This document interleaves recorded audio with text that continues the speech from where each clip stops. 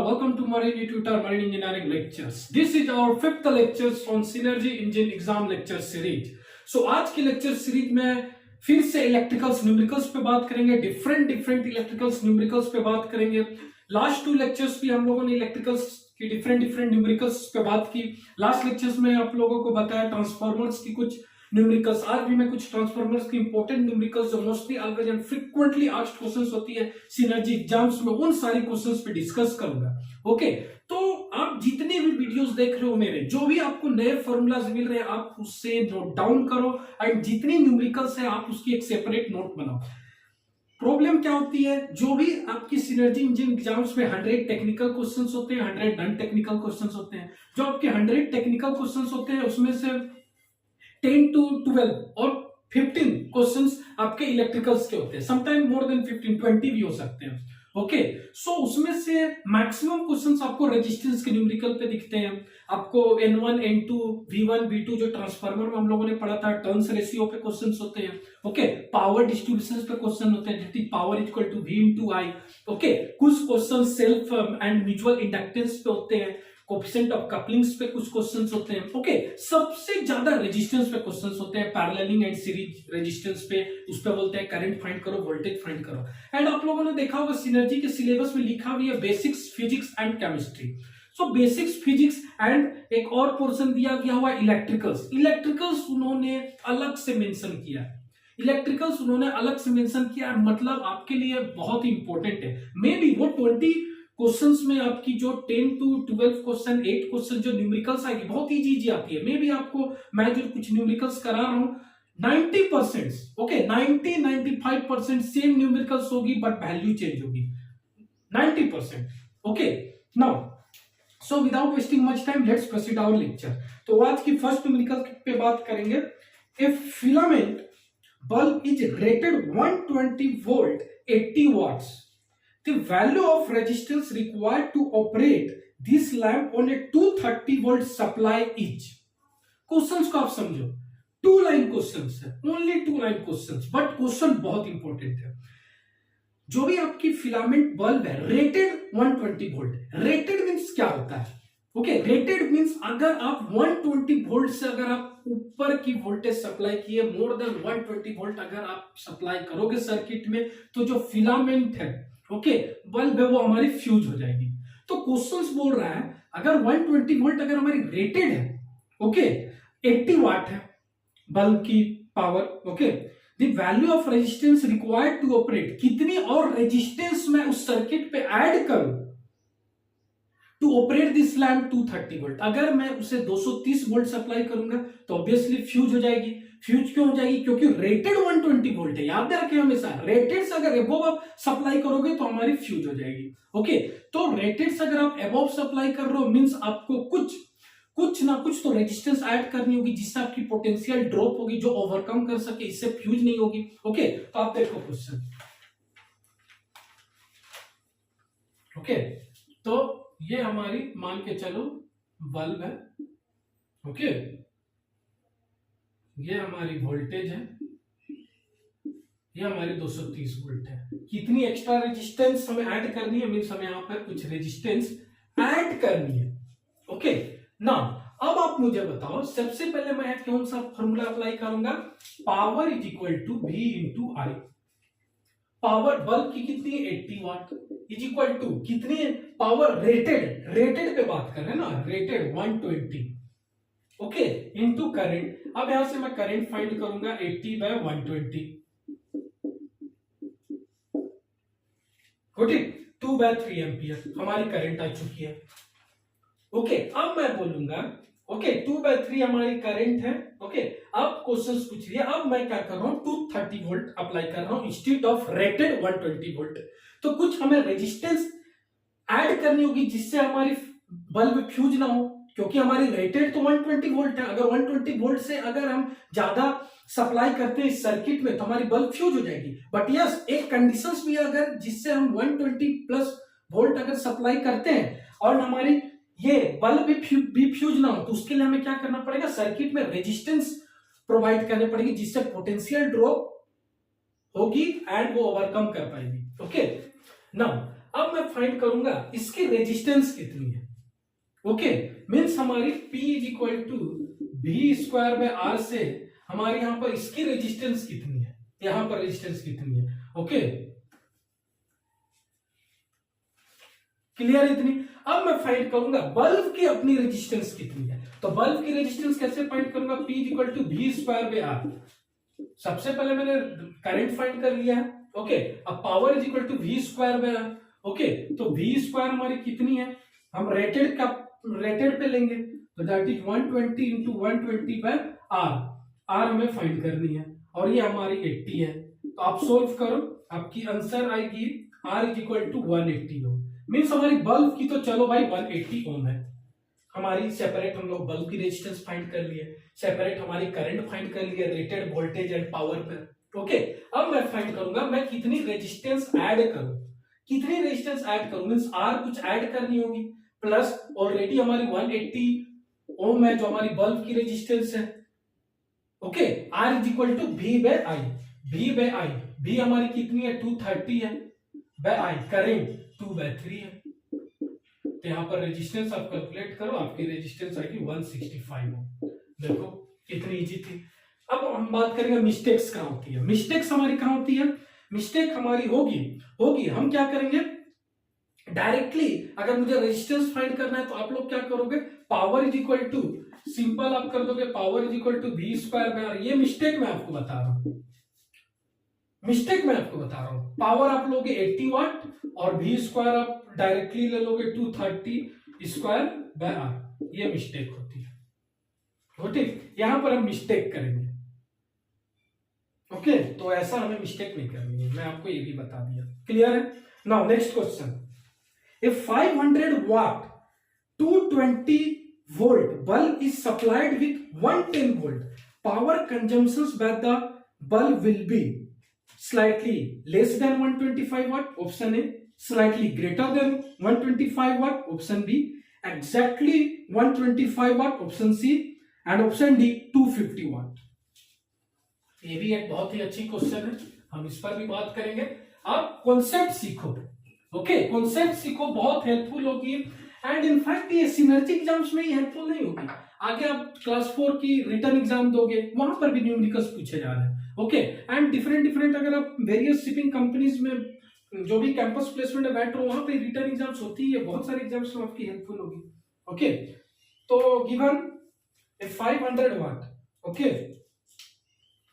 500 watt 220 volt, 500 watt 220 volt bulb is supplied with 110 volt, power consumption by the bulb will be. सबसे पहले मैं बात करूंगा how much current I पर बात करूंगा। तो यहाँ पर पावर गिवन है is equal to V into I, तो power is equal to 500 is equal to voltage मेरी दी हुई है, रेटेड वोल्टेज पे मैं फाइंड करूंगा करंट। क्योंकि देखो सेंटेंस के फर्स्ट में क्या लिखा है, ये 500 वाट 220 वोल्ट, मींस इसका मतलब क्या है, मींस इसकी रेटेड वोल्टेज हमारी 220 वोल्ट है, उस पे हमारी 500 वाट पावर कंज्यूम हो रही है।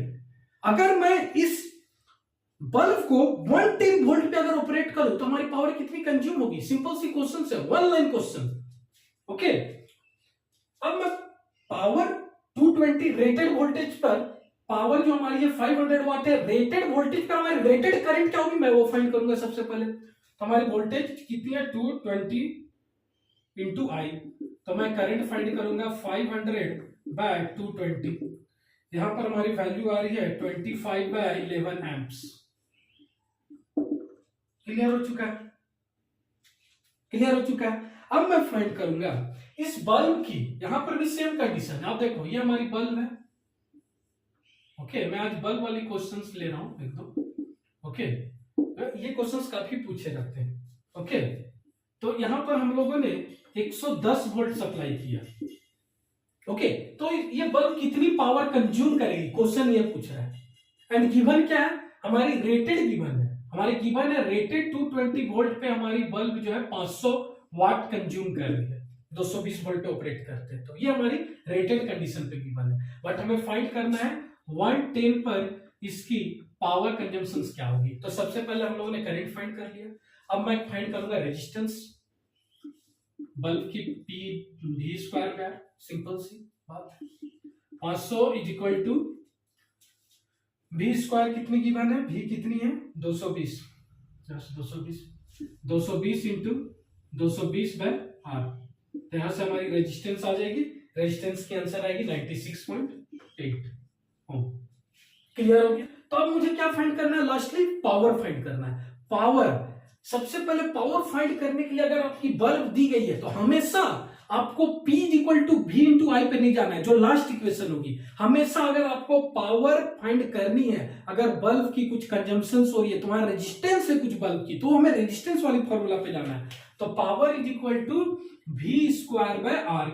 तो V स्क्वायर, अब मैं किस पावर की बात कर रहा हूं, सेकेंड वोल्टेज जो हमने 110 वोल्ट का अप्लाई किया है, सेकेंड वोल्टेज 110 वाली वोल्टेज पे अप्लाई किया, 110 इंटू 110, बट हमारी रेजिस्टेंस तो सेम होगी। तुम कुछ भी वोल्टेज अप्लाई करो, बल्ब की रेजिस्टेंस हमारी 96.8 है, तो हमारी पावर कितनी आएगी, आंसर 125 वाट। चेक कर लो, आंसर आएगी। ओके, चीजों को समझ लो कैसे सोल्व करनी है। ओके, बहुत इजी क्वेश्चंस थी। ओके, 1.5 मिनट आपको लगनी चाहिए क्वेश्चन सोल्व करने में। तो इतनी आपको आई होप क्लियर होगी। नेक्स्ट क्वेश्चंस पे हम बात करते हैं और अच्छी क्वेश्चंस हैं, अच्छे कॉन्सेप्ट्स पे डिस्कस करेंगे। ओके ओके, इतने क्लियर है। चलो यस, चलो बात करते हैं नेक्स्ट क्वेश्चन। रेजिस्टेंस वाली भी क्वेश्चंस काफी आती है, wire given material resistivity. Now question, a wire of given material having length L and area of cross section A has a resistance of 4 ohm. What would be the resistance of another wire of the same material having length L by 2 and area of cross sections 2A? Simple सी बात है, इसमें कौन सी formula apply होगी, R is equal to rho L by A. R is equal to rho L by A. Rho constant है, Y constant, because questions में given है, अच्छे से पढ़ो। Wire of the same materials having length L by 2 and area of cross section 2A, तो हमारी R is equal to रो तो constant है L by A, तो ये मैं R1 लेता हूं, L1 ये मैं R1 लेता हूं। ओके, ये मैं L1 लेता हूं, ये मैं A1 लेता हूं। इसकी वैल्यू गिवन है, वैल्यू इज गिवन 4 ओम। अब मुझे फाइंड करना है R2 is equal to rho into L2 by A2। अब आपकी रिलेशन दी हुई है। ओके, wire of same material having length L by 2 means जो हमारी L2 जो है वो हमारी L1 by 2 है, एंड जो हमारी A2 जो है ये हमारी 2A है। तो सिंपल है, L2 मैं क्या लिखूंगा, L1 by 2 बाय A2 मैं क्या लिखूंगा, 2A1। आप देख लो। Okay, L1 by 4 into A1। तो रो, अब मैं इसे ऐसे लिख सकता हूं, रो L1 by A1। तो इसकी वैल्यू कितनी है, 4 है, तो 1 by 4 into 4 is equal to 1 ohm. Clear. तो आंसर ऑप्शन आपकी दी हुई है 1 ohm, 2 ohm, 3 ohm, 8 ohm. Answer is 1 Om.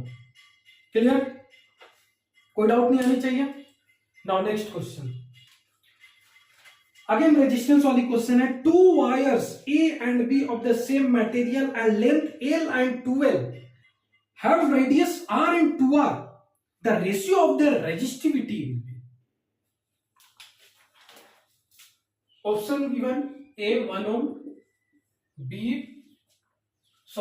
option A 1:1, option B 1:2, option C 1:3, option D 1:4। अब बताओ, क्वेश्चन फिर से पढ़ो, बहुत ही रिपीटेटिव क्वेश्चन है, बहुत ही रिपीटेड क्वेश्चन है, बहुत बार ऐसे क्वेश्चंस पूछे गए हैं डिफरेंट कॉम्पिटिटिव एग्जाम्स में भी। Okay, 2 wires A and B of the same material and length L and 2L have radius R and 2R, the ratio of their resistivity will, means हमें क्या करना है, R is equal to rho L by A formula apply करके। तो resistivity पूछा है, सबसे पहले कंफ्यूज मत हो, रेजिस्टेंस नहीं पूछा है, रेजिस्टिविटी पूछा है, रो पूछा है।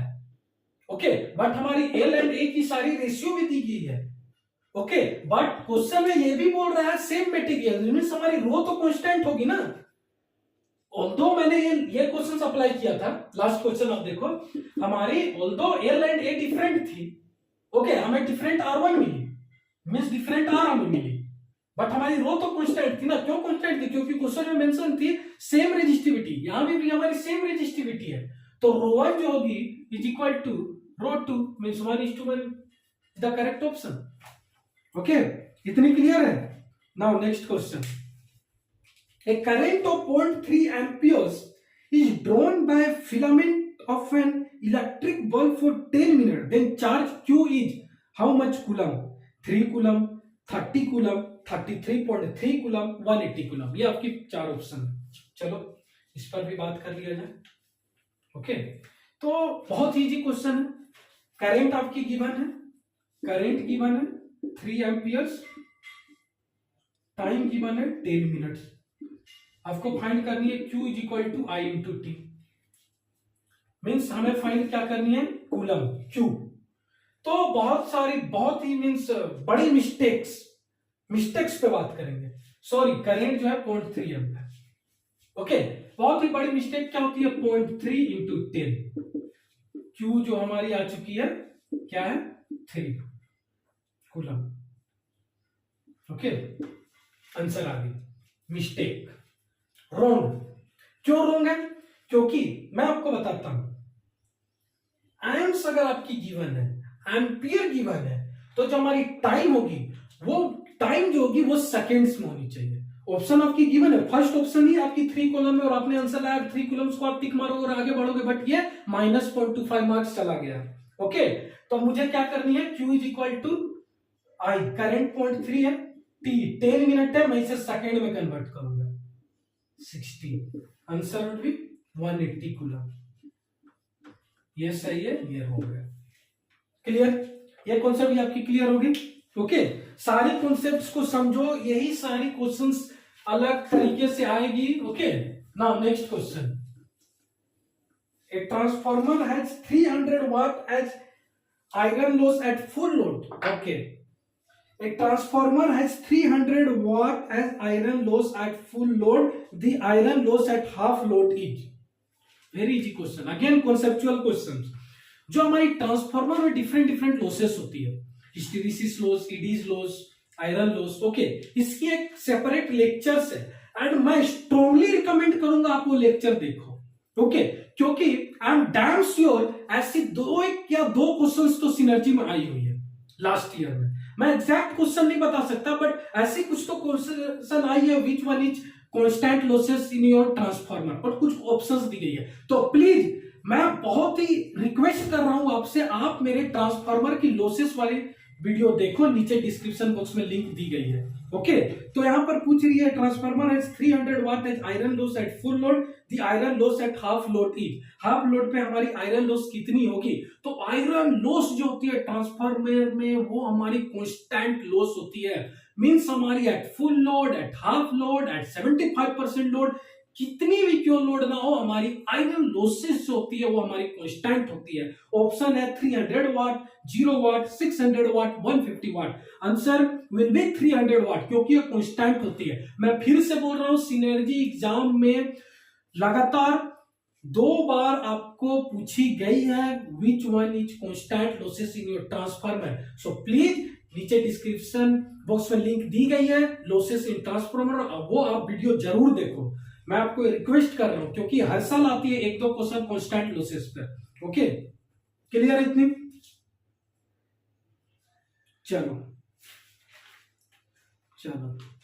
Next question, the relation between number of turns of primary and secondary winding of an isolating transformer is N1 greater than N2। First option, second option N1 equal to N2, third option N1 less than 2 N2, fourth option N1 greater than 2 N2। कौन सी option होगी? Second option N1 equal to N2। मैंने बताया था isolating transformer में हमारी E1 equal to E2 होती है, दैट इज हमारी एक इक्वेशंस होती है E2 by E1 equal to K। कल के लेक्चर से बताया था, अगर नहीं देखो तो नीचे डिस्क्रिप्शन बॉक्स में लिंक दी गई है, आप जाओ और देखो। E2 by E1 equal to K। E2 हमारी सेकेंडरी ईएमएफ है, E1 जो हमारी है प्राइमरी ईएमएफ है।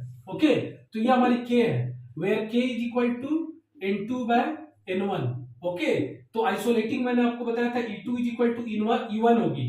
सो E2 by E1 is equal to N2 by N1। मैंने K की वैल्यू पुट कर दी। ओके, K की हमने वैल्यू पुट कर दी। अब आप खुद बताओ E2 बाय E1 कब होगी हमारी? E2 by E1 is equal to, means हमारी E2 by E1 equal to 1 है, तो E2 by E1 equal to 1 कब होगी, जब हमारी N2 by N1 हमारी 1 होगी। आइसोलेटिंग ट्रांसफार्मर की मैं बात कर रहा हूँ, क्वेश्चन में आइसोलेटिंग ट्रांसफार्मर पूछा गया, तो N2 is equal to N1, तो कौन सी ऑप्शन होगी, कौन सी ऑप्शन होगी, option number B, N1 equal to N2। Now next question, a 500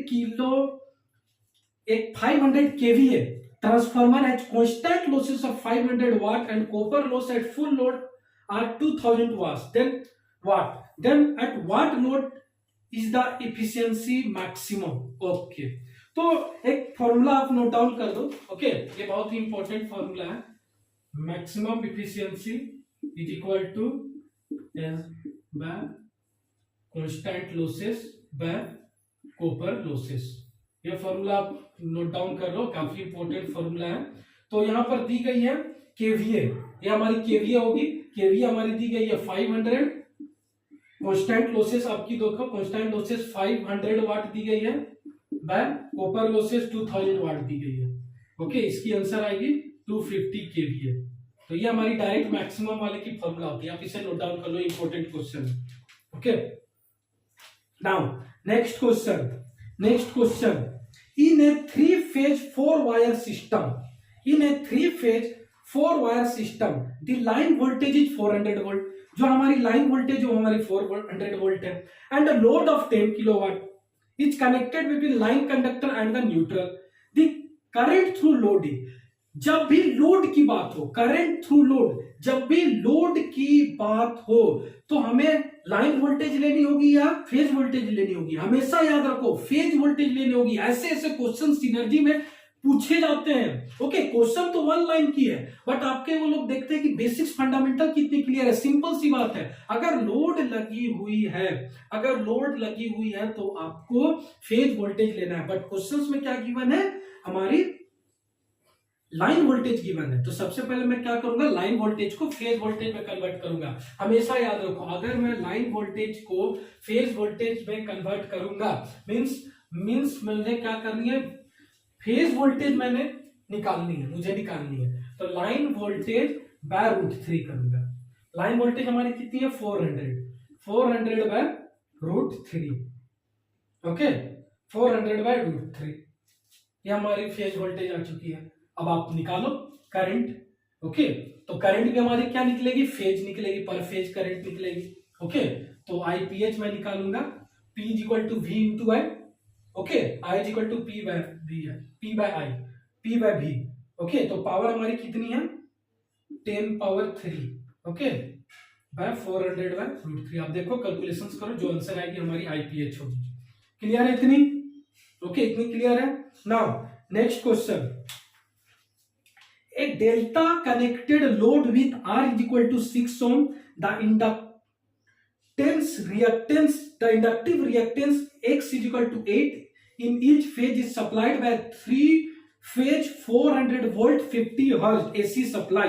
The value of total power drawn by the load is, again बहुत ही अच्छी क्वेश्चन है, इससे आप एक और नए कॉन्सेप्ट आज सीखोगे। ओके, डेल्टा की बात की गई है। ओके, यहां पर डेल्टा की बात की गई है, तो delta connected load with R is equal to 6 ohm. Okay, तो भाई डेल्टा कनेक्टेड, आप देखो क्वेश्चंस क्या आपको बोलती है, ये देखो क्वेश्चंस हमारी कुछ ऐसे, मींस हमारी हर, आप देख सकते हो, हर मींस डेल्टा के हर लाइन में, ओके, हमारी एक रेजिस्टेंस और हमारी इंडक्टेंस है। ईच फेज बोला हुआ है क्वेश्चन में। ओके, जिसकी रेजिस्टेंस की वैल्यू 6 है एंड हमारी रिएक्टेंस की वैल्यू 8 है, 6 8। ओके, अब आपको बोल रही है question 3 phase 400 volt 3 phase 400 volt 50 hertz. Okay, one line question है ये सब। ओके, पावर कितनी होगी, टोटल पावर कितनी होगी, सबसे पहले हमें इंपीडेंस निकालनी होगी जेड पर फेज। हमेशा याद रखो इसकी फॉर्मूला क्या होती है, R square plus X square. R हमारी क्या है, 6 स्क्वायर प्लस 8 स्क्वायर, 10 ओम हमारी होगी ना। अब मैं क्या करूंगा, ये हमारी जेड पर फेज हम लोगों ने निकाला है, पर फेज निकाला है। हमेशा याद रखो ये हमारी जेड क्या है, पर फेज है, एक फेज की हमारी, ये हमारी 10 ओम है, हमेशा याद रखो। अब करंट पर फेज क्या होगी, करंट पर फेज हमारी सिंपल है, सिंपल फॉर्मूला लगाओ। ओके, मुझे सिंपल फॉर्मूला लगानी है, बट उससे पहले मुझे क्या फाइंड करनी होगी, क्या फाइंड करनी होगी, cos five, cos five find करनी होगी, that is R by Z.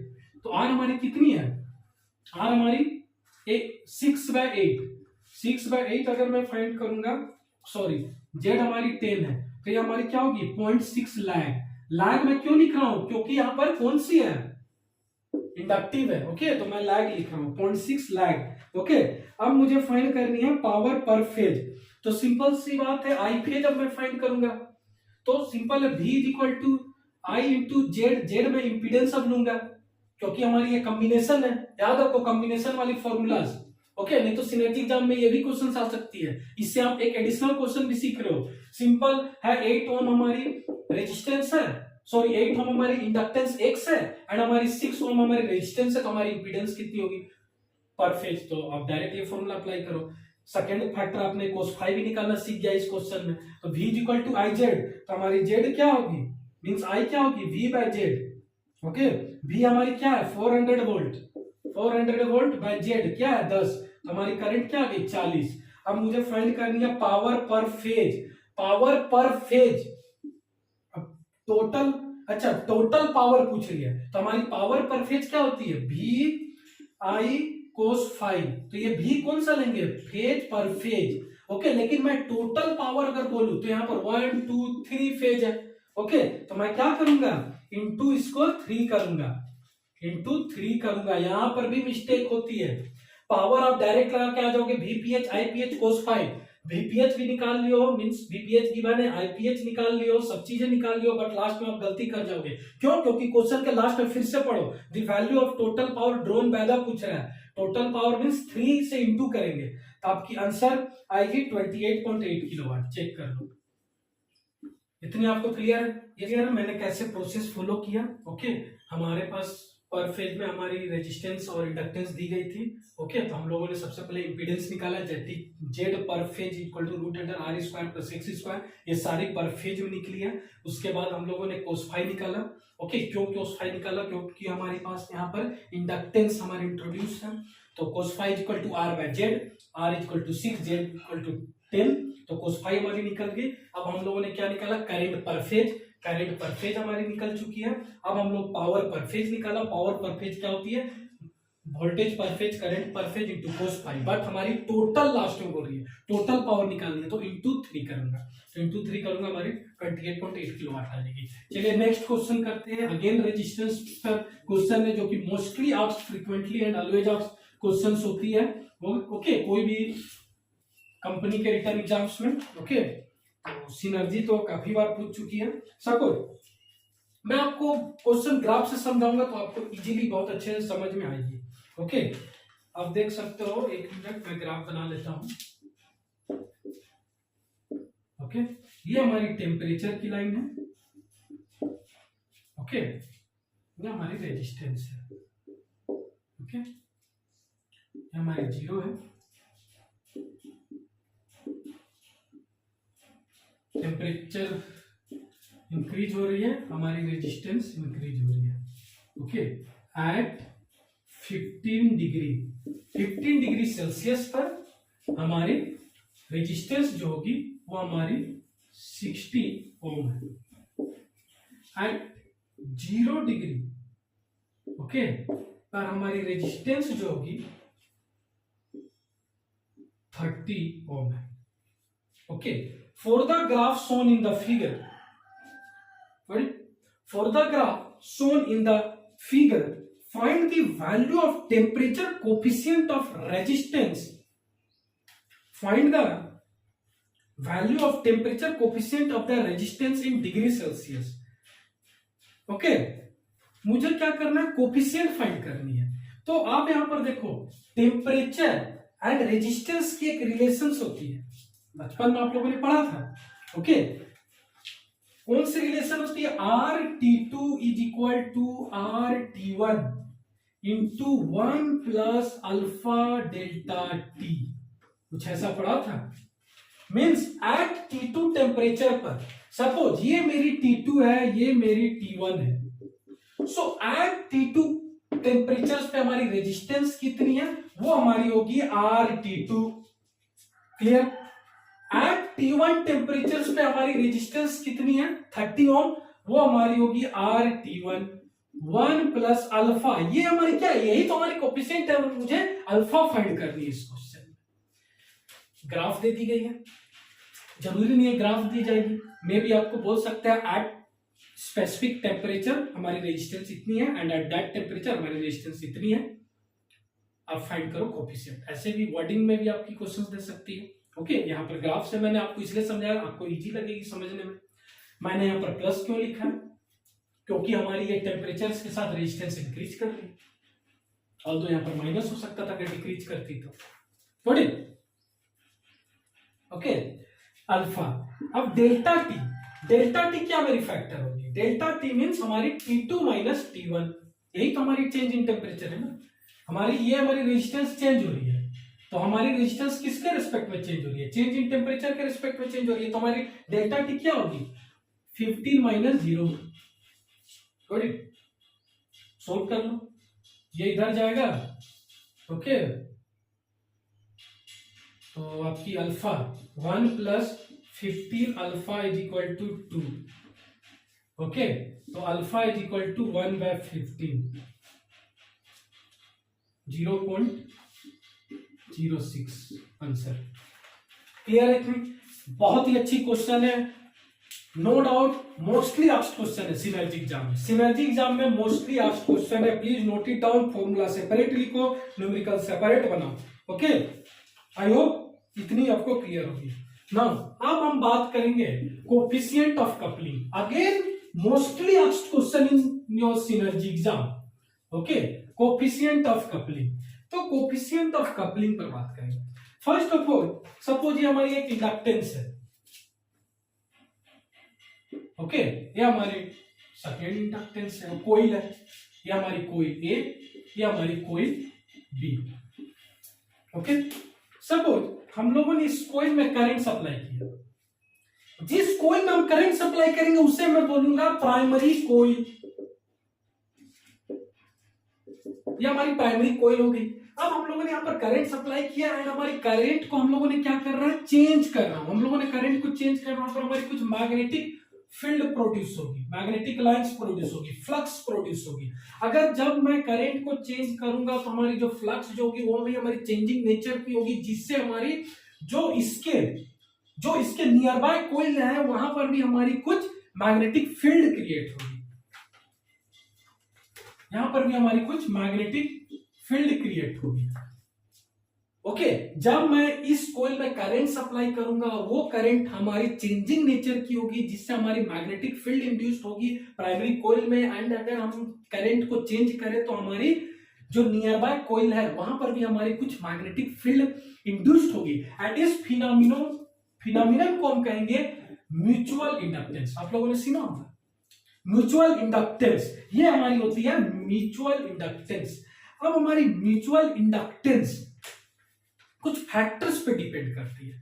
Mutual inductance हमारी डिपेंड करती है प्राइमरी कोइल, एंड ये हमारी होगी, इसे मैं कहूंगा सेकेंडरी कोइल। तो जो म्यूचुअल इंडक्टेंस होती है वो हमारी कुछ फैक्टर्स पे डिपेंड करती है, लाइक हमारी प्राइमरी कोइल की सेल्फ इंडक्टेंस कितनी है, सेल्फ इंडक्टेंस मींस L1। हमारी सेकेंडरी कोइल की हमारी सेल्फ इंडक्टेंस कितनी है, L2। Okay, number of turns, इसकी कितनी टर्न्स है, इसकी कितनी टर्न्स है, नंबर ऑफ टर्न्स पे डिपेंड करती है। ओके, तो इन फैक्टर्स पे एंड मोस्ट इंपोर्टेंट फैक्टर्स हमारी coefficient of coupling. Coefficient of coupling means हमारी क्या होती है, कितनी ज्यादा, मींस प्राइमरी कोइल में हमारी कुछ magnetic field means magnetic field create हो रही है, जिसके चलते हमारी सेकेंडरी कोइल में मैग्नेटिक फील्ड इंड्यूस्ड हो रही है। ओके, तो स्ट्रेंथ, कितनी स्ट्रेंथ होनी चाहिए म्यूचुअल इंडक्टेंस की, वो हमें कैसे पता चलता है, with the help of coefficient of coupling. And coefficient of coupling which is expressed by K, and K is equal to m by root under L1 into L2, where K is equal to coefficient of coupling, M is equal to mutual inductance, L is equal to self inductance of primary coil, and L2 is equal to self inductance of secondary coil. Clear है इतनी? Okay, तो इस पर कुछ questions आते हैं। Okay, हमें वो करनी है। और के की जो वैल्यू होती है वो हमारी 0 to 1, ये हमारी वैल्यू होती है। वाई, मैं आपको सपोज एक एग्जांपल देता हूं। सपोज अब छोटी सी एक एग्जांपल देता हूं, मेरी रेगुलर लेक्चर्स में काफी इसकी ब्रीफ में बताने वाला हूं। ओके, सपोज ये हमारी कोइल है, ओके, एंड सपोज ये हमारी कोइल है। यहां पर हम लोगों ने करंट सप्लाई किया, changing current, magnetic field create होगी। अब हमारी क्या होगी, आप देखो यहाँ पर कुछ लिंक हो रही है, कोई लिंक नहीं है, तो यहाँ पर हमारी के क्या होगी, 0 होगी, क्योंकि हमारे यहाँ पर कोई म्यूचुअल इंडक्टेंस नहीं है। अगर मैं काम करूँ एक ऐसे ही, हमारी एक कोइल है एंड सेकेंड कोइल हम लोगों ने ऐसे ओरिएंट किया है इसके ऊपर, ओके, तो यहाँ पर जितनी प्राइमरी में मैग्नेटिक फील्ड प्रोड्यूस होगी, क्रिएट होगी, पूरी हमारी सेकेंडरी कोइल उसे कंज्यूम कर रही है, मीन्स हमारी K इज इक्वल टू 1 होगी। क्लियर है? तो K की वैल्यू जो होती है 0 to 1 होती है। ओके, K की वैल्यू 0 to 1 होती है। आप यहाँ पर देख सकते हो, ये है, ये पोजीशन जो होती है यहाँ पर आपकी 0 to 1 के बीच में होगी, 0.6, 0.8, 0.7। ओके, क्योंकि यहाँ पर कुछ पार्ट ऑफ मैग्नेटिक फील्ड हमारी सेकेंडरी कोइल क्या कर रही है, लाइक मैं बोल सकता हूँ ए पार्ट ऑफ मैग्नेटिक फील्ड जो हो रही है प्राइमरी सर्किट से वो ले रही है, ओके, जिसके चलते हमारी सेकेंडरी सर्किट में इंड्यूस्ड हो रही है। तो ऐसे कॉन्सेप्ट्स होती है। ओके, तो इस पर हम बात करते हैं, इस पे हम न्यूमेरिकल करते हैं, जो बहुत ही इंपॉर्टेंट न्यूमेरिकल होती है, बहुत बार सिनर्जी में पूछी जा रही है ऐसे ऐसे न्यूमेरिकल। तो याद रखो K is equal to m by root under L1 by L2, L1 into L2, okay, sorry, K is equal to m by root L1 L2। Now question, two coupled inductors L1 is equal to 0.2 Henry, L1 is equal to 0.2 H, L2 is equal to 0.8 H, has coefficient of coupling K, coefficient of coupling K is equal to 0.8, the mutual inductance M is, apply करो, K is equal to M by root L1 L2, M is equal to K root L1 L2, right?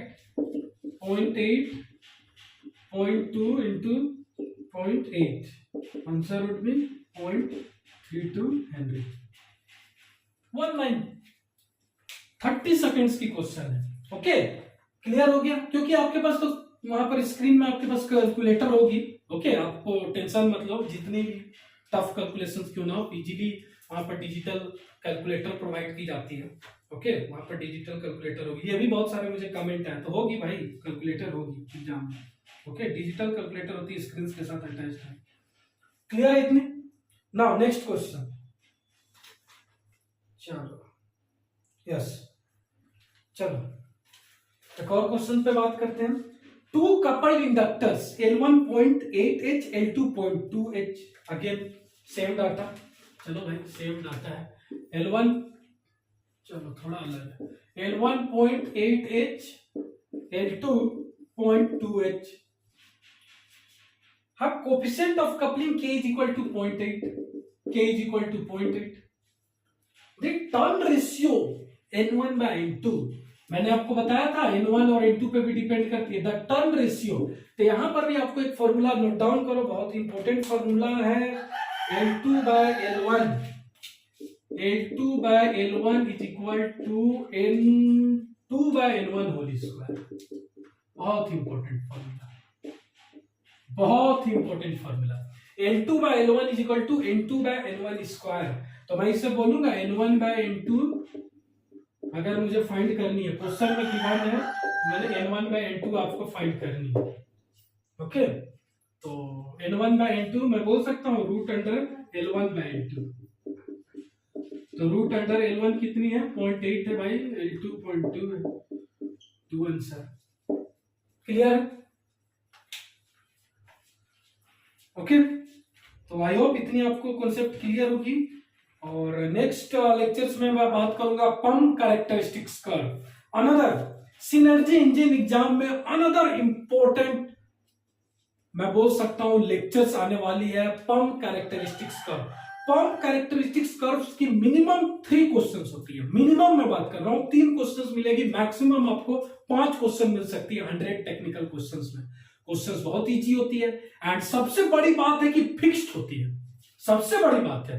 Like मैं बोल रहा हूं, मैं यहाँ पर probability में चल रहा था इलेक्ट्रिकल्स में, ओके, इलेक्ट्रिकल्स में मैं क्या बोलता था, 7 क्वेश्चन आ सकती है, 6 क्वेश्चन आ सकती है, 12 क्वेश्चन, 15, बट फिर भी 15 तो क्वेश्चंस होती हैं, उनमें से थ्योरी 6-7 होती है और 6-7-8 न्यूमेरिकल होती है। ओके, बट मैं आपको गारंटीड के साथ बोल सकता हूं, जो पंप कैरेक्टरिस्टिक्स कर्व पे जो क्वेश्चंस आएगी, 3 क्वेश्चंस आपको ग्राफिकल क्वेश्चंस मिल सकते हैं या नॉन ग्राफिकल क्वेश्चंस मिल सकते हैं।